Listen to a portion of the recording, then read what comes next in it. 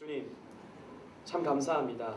제31회 전국 SFC 알돌 수련회를 우리에게 허락해 주시고 또 은혜의 자리, 축복의 자리, 소망의 자리를 우리에게 허락해 주시니 참 감사합니다. 주님 부족한 종을 통하여 2박 3일 동안 말씀 주실 터인데 주님께서 귀하게 사용하여 주셔서 바른 말씀, 진리의 말씀, 소망이 되는 말씀을 전할 수 있도록 붙들어 주시옵소서. 그리하여 듣는 우리 모든 SFC 운동원들이 부흥의 열정을 가지고 부흥의 소망을 가지고 새롭게 되어져서 옛적 같은 부흥을 맛보는 우리 모든 SFC 운동원들, 또 각 지구들, 지방들, 우리 전국 SFC가 될 수 있도록 우리 교단과 교회와 우리 모든 전국 SFC가 될 수 있도록 하나님께서 크신 은혜를 내리워 주시옵소서. 하나님 모든 시종일관을 주님께서 인도해 주실 줄로 믿사오며 예수님 이름으로 기도하옵나이다. 아멘.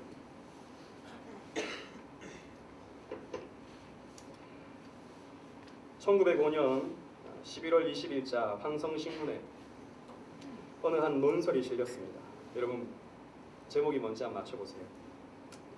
저 개되지만도 못한 소위 우리 정부의 대신이라는 자는 각자의 영리만을 생각하고 위협에 벌벌 떨면서 나라를 팔아먹는 도적이 되어 4,000년 역사의 강토와 500년 종사를 타인에게 바치고 2천만의 영혼을 모두 타인의 노예가 되게 하였다 라고 하는 것입니다. 그 이후에도 계속 서술이 되고 있지만 혹시 이 논설의 제목이 뭔지 아십니까?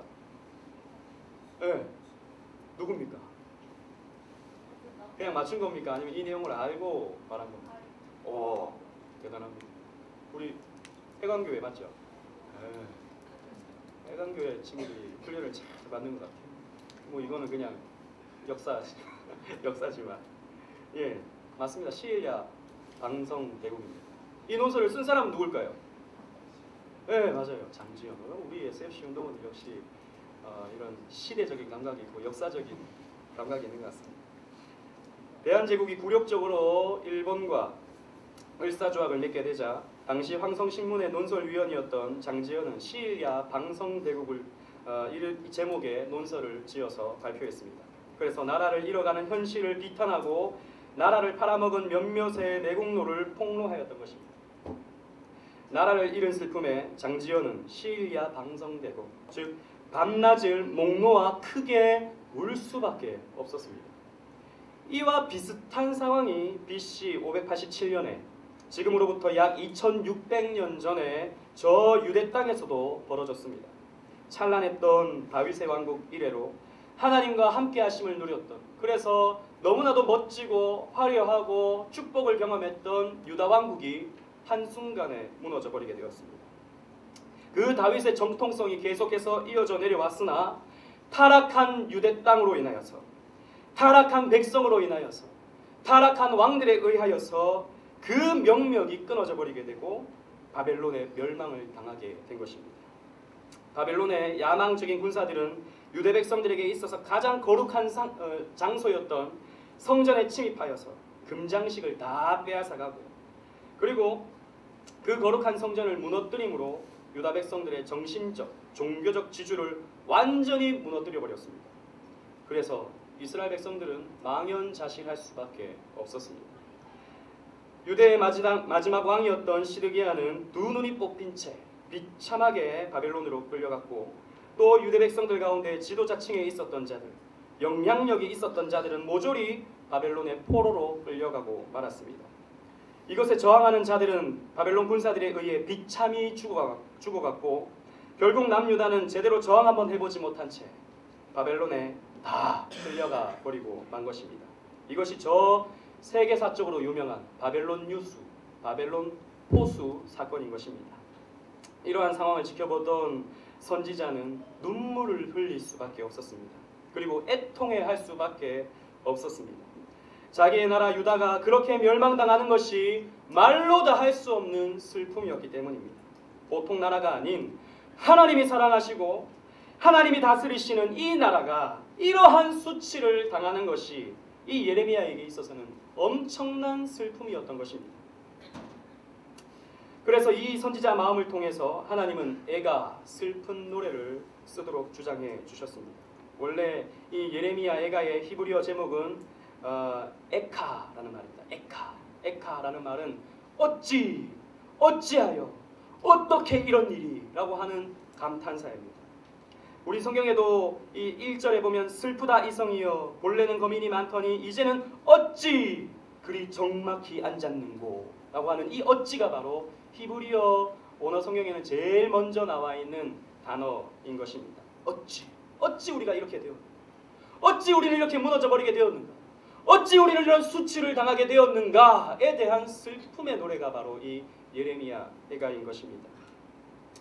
우리말 성경에는 확인하기 어렵지만 이 애가는 시의 형태로 기록되어져 있습니다. 그래서 우리말 성경에는 슬픈 노래라고 하는 슬플 애자 그리고 노래 가자를 붙여서 애가라고 이름 지었던 것입니다. 애가는 1장부터 4장까지 계속해서 나라를 잃어버린 슬픔의 노래가 반복해서 기록되어져 있습니다.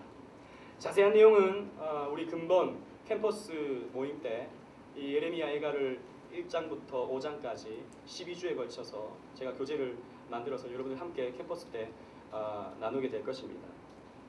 저는 오늘 이 시간과 저녁 시간을 통해서 이 예레미야 애가가 주는 우리에게 주시는 메시지에 대해서 우리가 함께 나누고자 합니다. 첫 번째로 우리가 생각해야 될 것은 지금 이 예레미야 애가의 노래를 부르고 있는 이 예레미야의 상태가 어떠한가? 슬픔의 상태다라는 것입니다.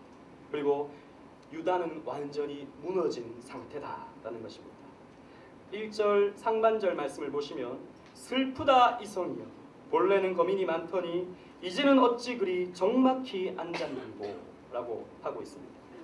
백성들이 저항으로 인하여서 이 바벨론 군사들에게 저항하다가 죽임을 당하게 되고 지도자층들의 많은 사람들이 포로로 끌려가게 되면서 백성의 수효가 적어졌습니다. 이스라엘 상태, 지금 유다의 상태는 수효의 감소였던 것입니다. 여러분 수효의 증가는요 성경에서 축복의 상징입니다. 하나님께서 이 세상을 만드시고 너희들은 이 땅을 정복하고 다스리고 생육하고 번성하라 라고 하나님께서 말씀해 주셨죠. 즉 수효의 번성, 수효의 많아짐 이것이 하나님께서 우리에게 주시는 축복의 상징이다 라는 것입니다. 또 아브라함에게 하나님께서 약속을 해주셨습니다. 창세기 22장 17절 말씀에 내가 내게 큰 복을 주고 내 씨로 크게 성하여 하늘의 별과 같이 또 바다의 모래와 같이 많게 하겠다. 하나님께서 아브라함을 축복해 주시는데 내 자손을 하늘의 별과 같이 땅의 모래와 같이 저 바다의 모래와 같이 많게 하겠다. 축복을 주실 때 수효의 많은 것을 하나님께서 주시겠다라고 말씀하셨다는 것이죠. 그런데 이스라엘 백성 지금 상태가 어떻습니까? 바벨론에 의해 무너지고 포로로 끌려가고 또 저항하다가 죽어버린 이 상태가 어떻습니까? 수효가 적어졌다. 원래는 거민이 많았는데 이제는 어찌 그리 적막히 되었는가 라고 지금 비탄하고 있는 것입니다. 그리고 지금 유다의 상태가 어떠합니까? 위상이 떨어져 버렸습니다. 1절 하반절 말씀을 보시면 본래는 열국 중에 크던 자가 이제는 과부 같고 본래는 열방 중에 공주되었던 자가 이제는 조공드리는 자가 되었다 라고 노래하고 있습니다. 열국 중에 크던 자, 열방 중에 공주되었던 자, 그런 자가 바로 이스라엘이었고 유다 왕국이었습니다. 다윗과 솔로몬 시대에 고대 근동지역에서 가장 강력했던 국가가 바로 이스라엘이었습니다.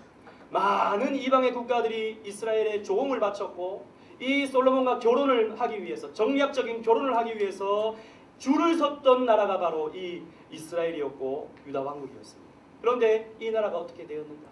무너졌다. 이 열국 중에서 크던 자, 본래는 열방 중에서 공주되었던 자가 이제는 과부같이 되었다. 또 조공 드리는 자가 되었다 라고 이렇게 말하고 있습니다. 과부는 어떤 존재입니까? 남편을 잃어서 먹을 것을 주워 먹어야 하는 존재. 그래서 구약 성경에서 가장 불쌍한 존재가 바로 과부였습니다. 과부와 고아. 이 사람들은 먹을 것이 없었거든요. 이 사람들은 할 수 있는 일이 없었거든요. 그래서 남이 이 농사를 짓고 떨어뜨린 이삭 이런 것들이나 주워서 근근히 먹고 살았던 사람들이 과부와 고아였습니다. 그런데 이스라엘의 지금 상태가 과부가 되었다. 그리고 옛날에는 조공을 받았는데 이제는 조공을 바쳐야만 하는 그런 비참한 상태, 떨어진 위상의 상태가 되었다라는 것입니다. 그리고 세 번째로 지금 유다의 상태가 어떠한가? 배신을 당한 처지다라는 것입니다. 2절 하반절 말씀을 보면 사랑하던 자 중에 위로하는 자가 없고 친구도 다 배반하여 원수가 되었도다 라고 하고 있습니다. 사랑하던 자, 친구, 이건 뭘 말하냐면 당시 유다와 동맹을 맺었던 애굽, 에돔, 모압, 암몬, 두로, 시돈 이와 같은 이방 국가들입니다. 이스라엘 백성들이 이 타락한 유다 상태가 가장 잘못했던 것이 뭐냐면 이 바벨론이 침공에 들어온다는 사실을 이제 파악하고 나서는 이것을 하나님께 내어놓고 하나님께 기도하지 아니하고 이것을 머리로서 꾀를 내어서 이방의 다른 국가와 동맹을 맺어서 저 바벨론에 대항해야겠다라고 생각했던 것입니다. 여러분, 전쟁은 누구에게 속해져 있습니까? 확실하게 누구에게 속해져 있습니까?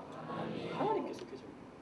특별히 하나님의 백성은, 세상 사람들은 여기 해당하지 않아요. 그러나 저와 여러분들은 전쟁을 할 때, 영적 전쟁을 할 때 우리 힘으로 하는 게 아니라, 우리 꾀로 하는 것이 아니라, 사람의 도움을 얻어서 하는 게 아니라 하나님께 도움을 얻어서 그 전쟁을 해야 되는데 이 유다 백성들이 어떻게 했느냐? 애굽을 찾아갔다 하는 것이죠. 애굽. 그래서 나중에 바벨론이 쳐들어오면 당신들 우리 좀 도와달라 이렇게 얘기했습니다.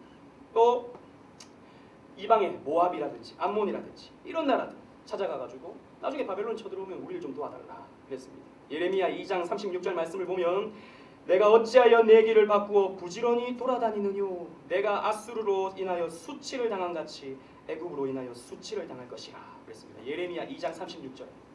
무슨 말이냐면 너희가 지금 왜 돌아다니고 있느냐? 왜 애굽에 가가지고 지금 애굽에게 도와달라고 얘기하고 있느냐? 너가 지금 애굽에게 도와달라고 하느냐? 애굽에서 어떤 군사적인 도움을 요청하고 있느냐? 너는 애굽을 통해서 수치를 당할 것이다. 지금 무너지기 전에, 지금 전쟁으로 인하여서 이 예루살렘이 무너지기 전에 하나님이 예레미야 선지자를 통해서 이미 경고했습니다. 애굽 의지하지 마라. 그러면 너희들이 애굽 때문에 망한다. 그랬다. 그런데 끝까지 애굽 붙들고 있었다라는 것입니다.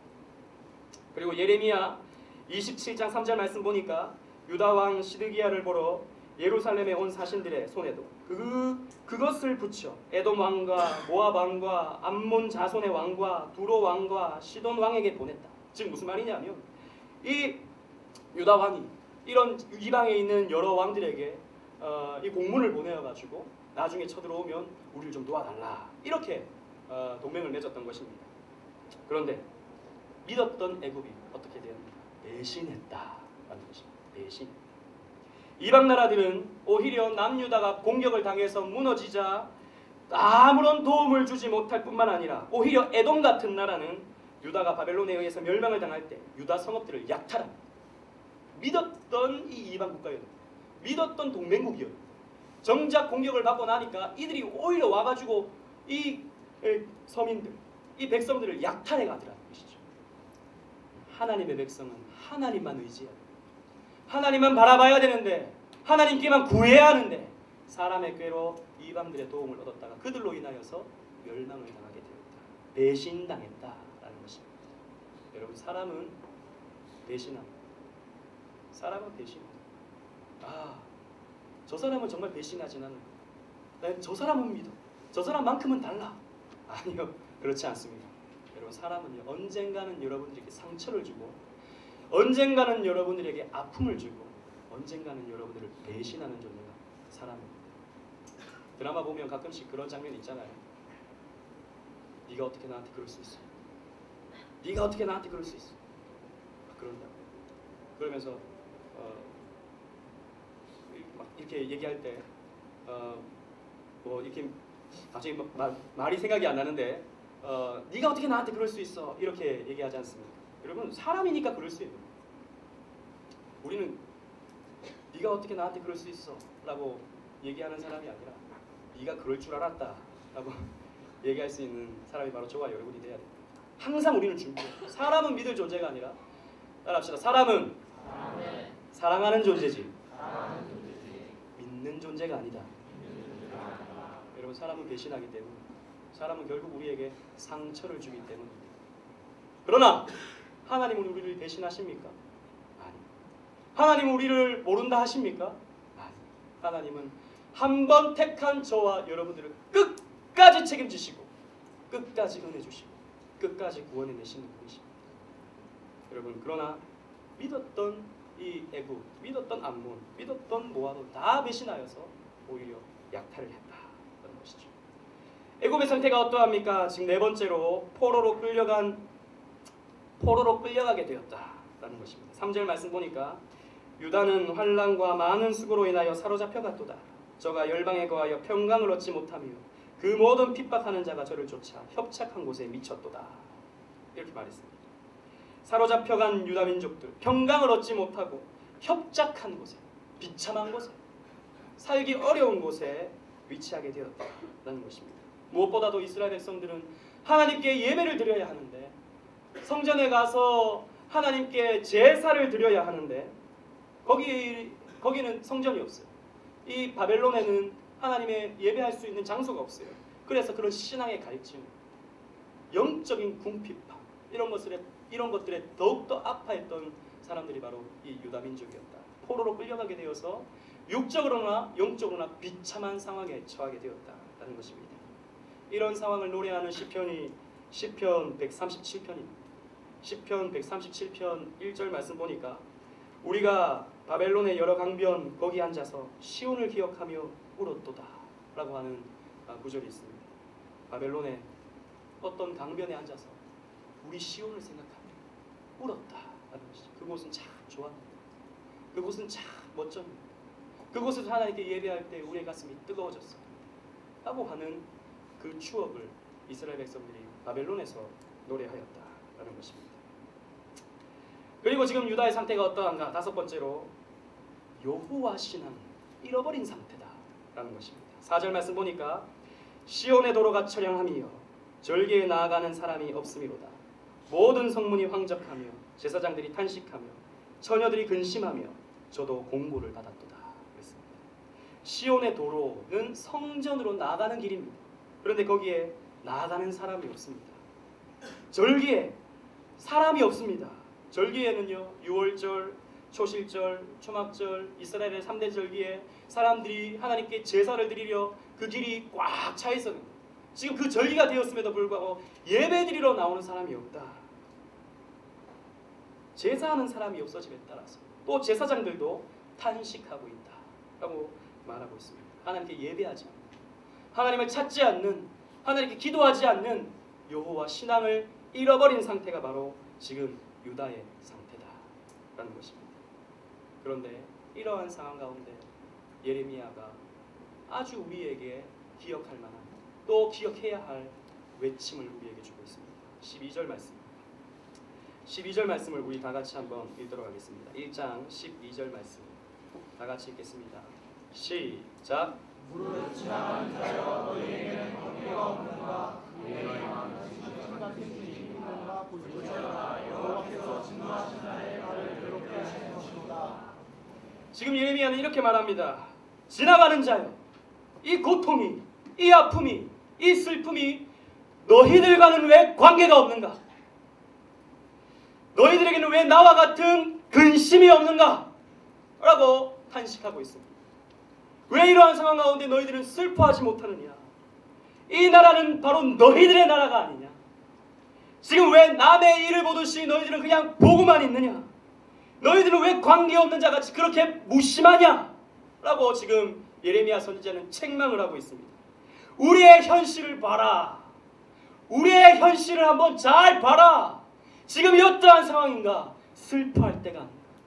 애통해야 될 때가 아닌가? 그것 때문에 마음 아파해야 될 때가 아닌가? 라고 지금 예레미야 선지자는 외치고 있는 것입니다. 여러분, 우리는요, 현실을 직시해야 합니다. 우리의 현실을 한번 냉정하게 바라봐야 됩니다. 우리의 현실을 과장하거나 미화해서 그냥 넘겨서는 안 됩니다. 우리는 지금 잘하고 있어. 이번에도 우리는 잘 넘어갈 거야. 우리만큼 지금 잘하고 있는 데는 없어. 이 정도면 잘하고 있어. 이 말은 당장은 듣기는 좋아요. 이 말은 당장에 우리의 마음을 편안하게 해줍니다. 그러나 우리의 미래를 어둡게 할지도 모릅니다. 죽을 수도 있는 병에 걸렸는데, 아니 죽을 병에 걸렸는데 진통제만 맞았어야 되겠습니까? 그 잠깐의 통증을 잊고자 진통제만 맞아서 되겠습니까? 그러면 죽을 수밖에 없는 것이죠. 우리 현실을 냉정하게 바라보고 이 문제를 주님께 우리는 탄원해야 되는 것입니다. 아프지만 이 문제를 놓고 우리는 수술을 해야 되는 것입니다. 주님의 사인으로 여기고 우리의 현실을 바라보면서 애통해야 할 만한 것들을 바라볼 때 애통하면서 하나님이 우리에게 이렇게 말씀하시는구나 사인이라고 생각하면서 우리는 주님께 탄원하며 애통하며 주님께 기도로 우리의 문제를 아뢰어야 되는 것입니다. 그래서 우리는 냉정하게 우리의 현실을 바라봐야 됩니다. 여러분, 지금의 우리의 현실을 바라보십시오. 우리는 너무나도 잘 살고 있습니다. 어떻게 해요? 외적으로. 이렇게 풍요로운 시대가 여러분 없었습니다. 경제가 어렵고 이 나라의 미래가 어둡고 이렇게 뉴스에서는 말하지만요, 실제로 여러분의 사는 삶 하나하나를 여러분 곰곰이 생각해 보면 여러분 이렇게 풍요로운 시대를 대한민국은 역사적으로 겪어본 적이 없습니다. 여러분 하루 먹을 것이 없어서 여러분 고민해 본 적이 있습니까? 지금도요 40%의 나라가 한 끼도 못 먹는, 하루에 한 끼도 못 먹는 나라가 40%가 되는 나라입니다. 40%가 전 세계. 한 끼의 양식을 위해서 근심해야 되고 고민해야 되고 그것을 찾아 헤매야 하는 나라가 지구상의 40%입니다. 근데 우리의 상황은 지금 어떻습니까? 굉장히 풍요롭다. 돈 없어서 공부 못하는 사람이 있습니까? 공부 안 해서 못하죠. 돈 없어서 공부 못하는 사람 없습니다. 왜? 요즘 다 대출해주고 대출. 돈 없어서 공부 못하는 사람 없습니다. 노력만 하면, 의지만 있으면 다 공부할 수 있어요. 이렇게 풍요로운 시대를 우리는 살아가고 있습니다. 그러나 영적으로 한번 봅시다. 영적으로 우리는 냉정하게 바라봐야 됩니다. 여러분 세계 기독교를 이끌어왔던 저 유럽과 미국을 한번 보시기 바랍니다. 유럽은 이미 18세기, 19세기 자유주의의 물결이 급속도로 퍼져나감을 통해서 교회가 다 무너졌습니다. 교회들이 외형은 교회인데 술집으로 팔려가고 나이트클럽으로 팔려가고 레스토랑으로 팔려갑니다. 제가 호주에 한 6개월 정도 있었는데 호주도 마찬가지였습니다. 건물은 아주 이쁜 교회 건물인데, 그리고 아주 옆에서 봤을 때는 기풍 있어 보이는 전통적인 그냥 교회인데 그 안을 들어가면 레스토랑입니다. 여러분 레스토랑인데 가장 비싼 자리가 어딘지 아십니까? 다 교회 장식 그대로 있어요. 교회 장식 그대로. 그림들 그대로 있어요.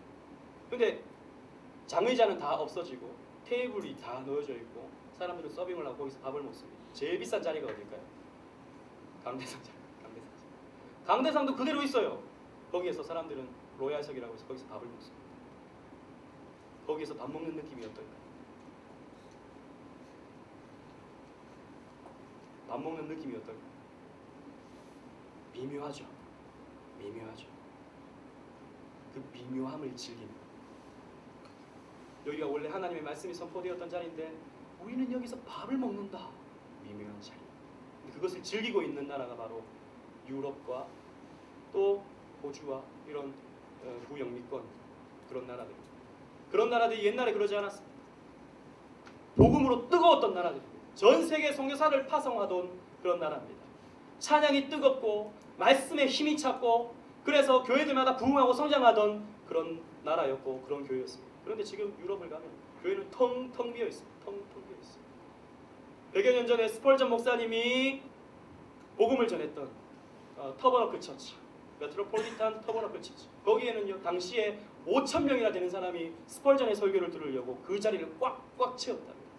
그런데 1세기를 못 견뎌서 지금은 200명 정도밖에 안 되는 사람, 그 큰 예배당에 요 앞자리만 앉아가지고 그것도 할머니들, 머리 하얀 할머니들만 그렇게 예배를 드리고 아무런 힘도 없이, 아무런 의지도 없이 그저 예배하고 노래 부르고 그런 상태가 된 것입니다. 미국은 어떻습니까? 우리에게 복음을 갖다 줬던 미국은 신비주의 또 형통의 복음에 의해서 교회가 지금 무너지고 있습니다. 외형적으로는 건실해 보일지 모르지만 외형적으로는 교회의 타이틀을 가지고 또 전 세계에 많은 영향을 줄지 모르지만 그 안에 있는 영적 상태는 메말라가고 있습니다. 그 증거 중에 하나가 뭐냐? 로버트 슐러 목사의 수정교회입니다. 수정교회는 미국 복음주의의 상징입니다. 교회가 저는 가보지 못했지만 교회가 수정처럼 보석처럼 외형을 지어놨어요. 그리고 그 안에는 분수대가 있고 정말 나중에 사진 한번 찾아보세요. 그렇게 이쁠 수가 없습니다. 그런데 그 로버트 슐러 목사의 메시지가 대부분 그거였습니다. 여러분, 예수 믿으면 행복해집니다. 예수 믿으면 잘 삽니다. 예수 믿으면 걱정이 없습니다. 예수 믿으면 기뻐집니다. 물론 뭐 예수 믿으면 축복받죠. 기뻐지죠. 좋아지죠. 그러나 이런 형통의 이런 것들로만 사람들에게 어필을 해서 처음에는 사람들이 많이 모였지만 그 교회가 얼마 전에 부도가 났습니다. 미국에서 제일 멋진 교회, 미국에서 제일 힘있는 교회였던 그 수정교회가 파산하여서 로마 카톨릭에 팔려가 버리고 만 것입니다. 지금 미국 교회 중에 가장 큰 교회가 어느 교회인가? 제가 지난주 수요일날 설교를 했던 레이크우드 교회입니다. 그 교회의 담임 목사는 조엘 오스틴이라는 목사. 지난주에도 제가 간략하게 얘기를 드렸지만 못 들은 친구도 있어서 다시 한 번 말씀드립니다. 레디 킹이라는 요즘에 광고에 나오죠. 자동차 리스 받으라 뭐 이렇게 하는 레디 킹이라는 미국의 유명한 토크쇼 진행자가 있습니다.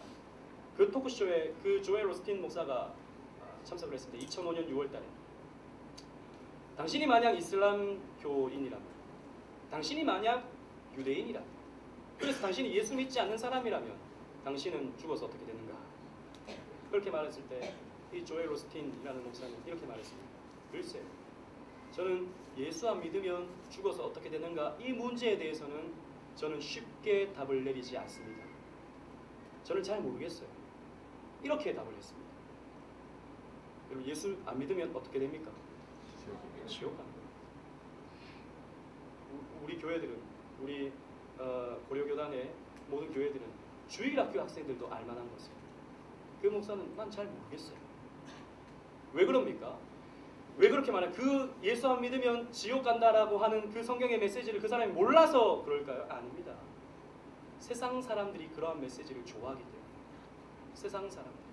세상 사람들이 예수 안 믿으면 지옥 간다라는 말을 듣기 싫어하기 때문이에요. 많은 사람들이 교회에 와야 되는데, 많은 사람들이 교회에 앉아서 예배를 드려야 되는데 듣기 싫은 말 하면 안 된다. 그래서 좋은 말. 그래서 그 사람이 쓴 책 제목이 뭡니까? 긍정의 힘이, 긍정의 힘. 부정적인 말 안 해요. 긍정적인 말만 하고 좋은 말만 하고 듣기 좋은 그런 말만 하고 있는 겁니다. 거기에 예수 복음이 있을까요? 없을까요? 없습니다. 여러분, 분명히 아셔야 될 것은 교회라고 다 교회는 아닌 것입니다. 목사라고 다 목사는 아닌 거예요. 거짓 선지자, 거짓 교회가 이 시대에 얼마나 많은지 모릅니다. 그렇게 복음은 점점 위축되고 있는 듯 보이는 것입니다. 미국 교회가 전체적으로 그런 방향으로 가고 있습니다. 왜? 사람 많이 모이면 좋으니까. 사람 많이 모이면 그것이 힘이니까. 이게 복음하고 맞는지 안 맞는지 이것은 그냥 둘째 문제고, 우선 사람이 모여야 되니까 듣기 좋은 말만 하는 것입니다. 그렇게 교회는 겉으로는 유지될 수 있을지 모르지만 로버트 슐러 수정교회처럼 그렇게 파산되어가는 위치에 있습니다. 여러분, 예수를 전하지 않으면, 교회가 예수를 증거하지 않으면 그 교회는 언젠가는 무너지고 언젠가는 파산합니다.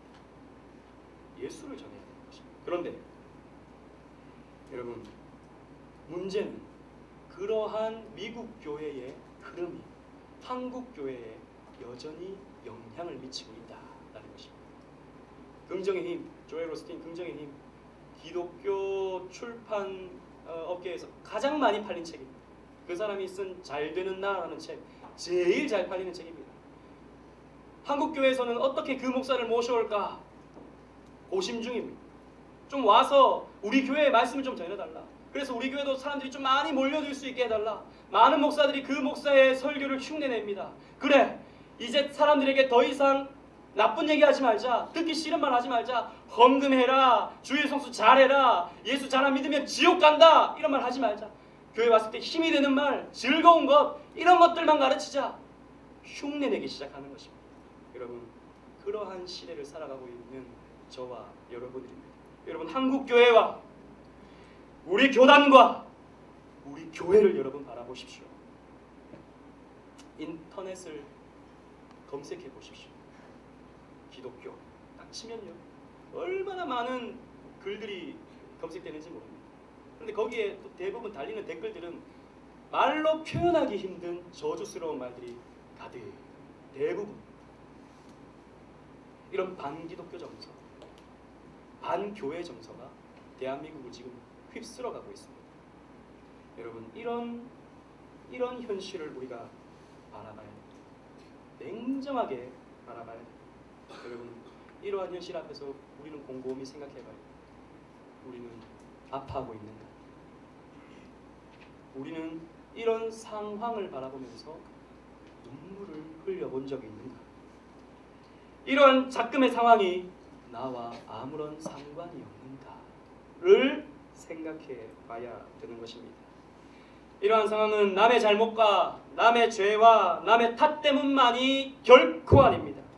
여러분, 기독교는 하나님과 나와의 관계입니다. 우리와의 관계가 아니라, 저 사람과의 관계가 아니라 하나님과 나와의 관계다라는 것이죠. 하나님은 지금 이 시대를 통해서 나에게 말씀하시는 하나님이십니다. 우리에게 말씀하시는 하나님이신가 동시에 근본적으로는 나에게 말씀하시는 하나님입니다. 여러분, 우리에게 경고하시는 하나님, 우리에게 책망하시는 하나님, 우리에게 정신 차리라고 말씀하시는 하나님이다 라는 것입니다. 이사야 선지자는 거룩하신 하나님의 존전을 보고 화로다 나여 망하게 되었도다 라고 탄식했습니다. 내 죄가 이렇게 크구나, 내 더러움이 이렇게 추하구나, 화로다 나여 망하게 되었도다. 그런데 오늘날 우리는 어떻게 말합니까? 화로다 너여 망하게 되었도다. 너 그렇게 살면 안 돼. 너 그렇게 신앙생활하면 안 돼. 저 교회 저렇게 신앙생활하면 안 돼. 저 목사 저렇게 하면 안 돼. 저 교단 저렇게 하면 안 돼. 한국교회 썩었어. 한국교회 잘못 가고 있어. 남에 대한 판단과 남에 대한 비판과 남에 대한 이런 추앙을 들춰내는 일에는 우리가 선수예요, 선수. 나는 어떠한가? 내가 하나님 앞에서 어떠한 존재인가를 우리는 곰곰이 생각해야 돼. 아니, 남에게 하나님께서 말씀하시는 것이 아니에요, 여러분. 여러분들에게, 저에게 하나님께서 말씀하시는 거예요. 나에게 말씀하시는 하나님이에요. 화로다 너여 망하게 되었도다가 아니라 화로다 나여 망하게 되었도다, 인 것입니다. 우리는 이러한 마음을 가지고 성경을 바라봐야 되는 것입니다. 여러분, 하나님은 우리의 눈물을 원하십니다. 하나님은 우리의 탄식을 원하십니다. 하나님은 우리의 회개를 원하십니다. 하나님은 우리의 애가를 원하십니다. 슬프다 한국교회, 슬프다 우리 교단, 슬프다 우리 교회. 이런 애가를 하나님께서는 원하시는 것입니다. 사랑하는 SFC 운동원 여러분, 슬퍼할 때 슬퍼할 줄도 알아야 됩니다. 여러분, 교회는 기쁨이 있어야 돼요. 교회는 즐거워야 됩니다. 여러분, 걱정되죠? 첫날부터, 개회일부터 슬프다 이성이야. 얘기 들어보니까 코이노니아 분위기가 아니야. 바다를 보고 즐거워할 분위기가 아니야. 여러분, 기뻐할 때는 또 기뻐할 줄 알아야 돼요. 즐거워할 때는 즐거워할 줄도 알아야 돼요. 그러나 슬퍼할 때는 또 슬퍼할 줄도 알아야 되는 것입니다. 마태복음 11장 16절 17절에 우리 주님께서 이렇게 말씀하셨습니다. 우리 말씀 한번 찾아볼까요? 마태복음 11장 16절 17절.